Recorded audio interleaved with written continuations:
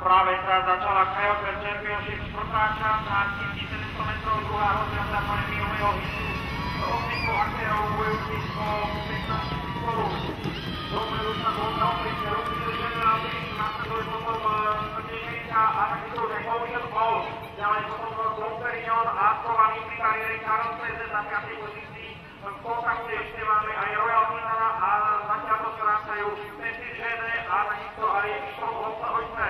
Táto dvojka teda Polska ide stíhať tomu nástupu predúci koní, ktorí sa vykážajú Sobruka na silovu sa protiľavú silu. V solidnom tempe na prvej pozícii v bielom lese.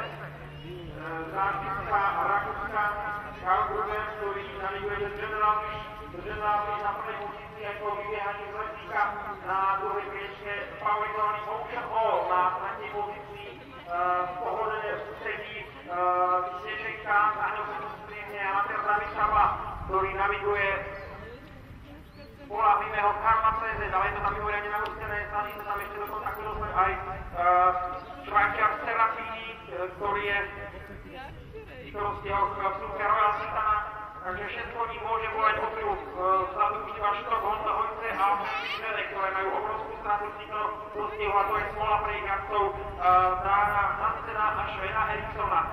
Záverečný obruch stále to bez General Fish, Ocean Hall sedí pohodlne na druhej pozícii pod rozšúdaním. Predtý Lúže, Karol Cezet, David Šabla sa zabral a rúti sa na prednú pozíciu, za ním potom Tešenka, ešte aj Royal Milan sa snaží.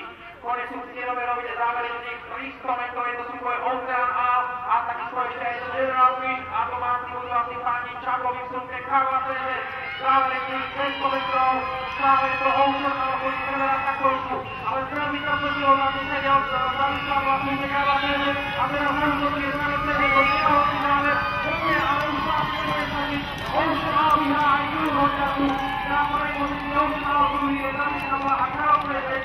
Záverečný potom General Fish, ďalej Tešenka, Dom Perignon na 5. mieste a 6. Royal Minana a teraz ešte